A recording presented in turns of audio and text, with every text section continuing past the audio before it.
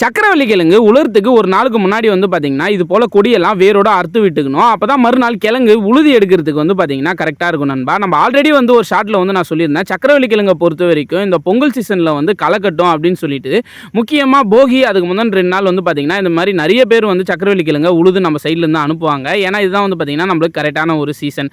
இது போல் நம்ம கொடியெல்லாம் அறுத்து விட்ட அப்புறம் மறுநாள் வந்து பார்த்தீங்கன்னா நம்ம மாடை வச்சு உழுது சொல்ல இந்த மாதிரி கிழங்கெல்லாம் வந்து பின்னாடியே நம்ம வந்து பொறுக்கிட்டு போனோம். இதுக்கப்புறம் என்ன வேலை அப்படின்னு வந்து பார்த்தீங்கன்னா, நம்ம பொறுக்கின கிழங்கு எல்லாத்தையுமே ஒரு மரத்து நகல்ல கொட்டி வெயில் படாமல் வந்து பார்த்தீங்கன்னா அது மேலே வெள்ளிக்கொடி போட்டு மூடிடுவோம். அதுக்கப்புறம் ஒரு பெரிய பள்ளம் வந்து எடுக்கணும். எதுக்காகனா நம்ம பொறுக்கின கிழங்கு எல்லாத்தையுமே அந்த பள்ளத்தில் கொட்டி நல்லா தண்ணி ஊற்றி வந்து பார்த்தீங்கன்னா அலசி அதுக்கப்புறம் தான் நம்ம வந்து ஃபைனலாக வந்து பார்த்தீங்கன்னா மூட்டை பிடிப்போம்.